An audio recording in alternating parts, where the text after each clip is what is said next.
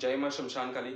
आज मैं अघोरी मुदित बाबा आप सभी के समक्ष यक्षिणी साधना किस प्रकार से की जाती है और किस प्रकार हम यक्षिणी को अपने वश में कर उनसे अपना कार्य करवा सकते हैं, उनकी सिद्धि प्राप्त कर सकते हैं।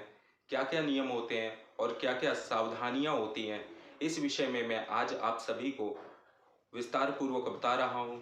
आप सभी यह विषय पहले समझें कि यक्षिणियां हैं क्या। यक्षिणी जो है वह देवी की तामसिक शक्तियों का प्रतीक है, अर्थात वह देवी की सहचरी है, देवी के साथ में रहती है, उनके कार्यों में उनका सहयोग करती है, तो वही क्या है, यक्षिणी कहलाती है।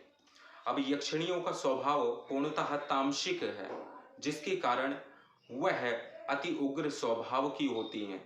कुछ यक्षिणियां ऐसी होती हैं जो सिद्ध होने से पहले साधक के ऊपर विष्ठा आदि मलमूत्र आदि गिराती हैं।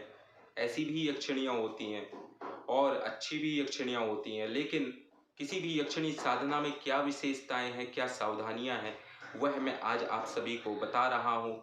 सावधानी ये है कि सर्वप्रथम अगर आप यक्षिणी साधना कर रहे हैं तो यक्षिणी का मंडल बनाना अत्यंत आवश्यक है, और किस वस्तुओं से आपको किन किन यक्षिणियों का मंडल किन किन वस्तुओं से बनता है यह भी जानना अति आवश्यक है। सभी यक्षिणियों के लिए यक्षिणी के मंडल अलग अलग प्रकार से बनाए जाते हैं और यह मंडल तंत्र के अंतर्गत केवल गुरु ही बता सकता है। साथ ही दूसरा नियम यह है कि जो भी व्यक्ति यक्षिणी की साधना करेगा वह पान का सेवन नहीं करेगा।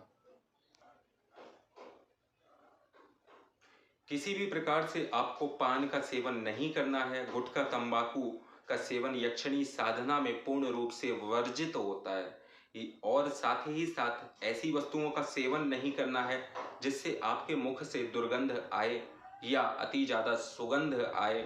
तो ऐसे में संतुलित आहार अलग अलग यक्षिणियों के लिए अलग अलग होता है।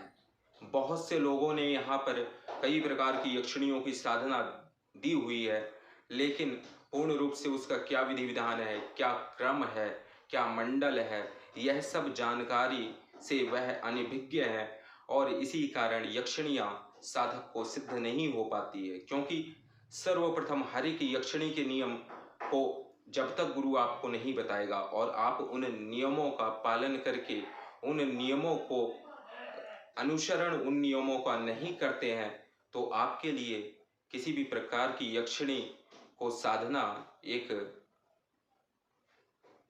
बिल्कुल व्यर्थ की बात है। क्योंकि सबसे पहले जिस प्रकार आप डॉक्टर से दवा लेते हैं तो उस दवा का परहेज भी होता है। दवा तो अपना काम करती है, लेकिन अगर परहेज नहीं करेंगे तो दवा का जो प्रभाव है वह समाप्त हो जाता है। इसी प्रकार से विभिन्न साधनाएं, कोई किसी भी प्रकार की, चाहे वह कोई भी साधना हो, यक्षिणी हो, उस यक्षिणी के अलग अलग तंत्र के मंडल हैं, उनकी अलग अलग भोग व्यंजन वस्तुएं और कवच है, यंत्र है, उसको बुलाने की गुटिकाएं हैं, और उसको किस माला के माध्यम से आप साध सकते हैं, यह भी एक विशेष नियम यहाँ पर बनता है। दूसरी बात इसमें खाने पीने की होती है। तीसरी बात होती है जो गुप्त नियम होते हैं, उनको केवल जब आप यक्षिणी साधना करेंगे तब ही आपको बताया जाएगा।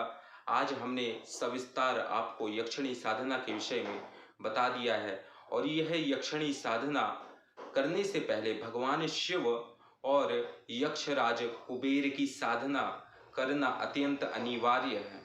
इस साधना को अगर आप कर लेते हैं तो आप किसी भी प्रकार से यक्षिणी को साध सकते हैं, और शीघ्र अतिशीघ्र इन सभी नियमों का पालन करने से यक्षिणियाँ अवश्य ही साधक को प्रत्यक्ष रूप से दर्शन देकर भार्या अर्थात पत्नी और बहन और माता के रूप में और कुलवधु यानी बहू के रूप में भी यक्षिणियाँ सिद्ध होती हैं।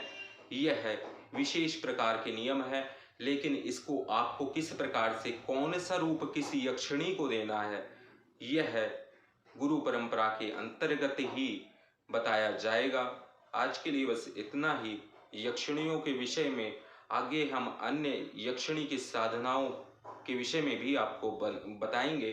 आप सभी चैनल को लाइक करें, सब्सक्राइब करें, बेल आइकन के बटन को जरूर दबाएं और जो भी आपके प्रश्न हैं आप प्रातः 12 बजे से लेकर शाम के 5 बजे तक हमें पहले व्हाट्सएप पर मैसेज लेकर समय ले लें बात करने का, उसके पश्चात ही कॉल करें, तभी आपके प्रश्न का उत्तर मिलेगा।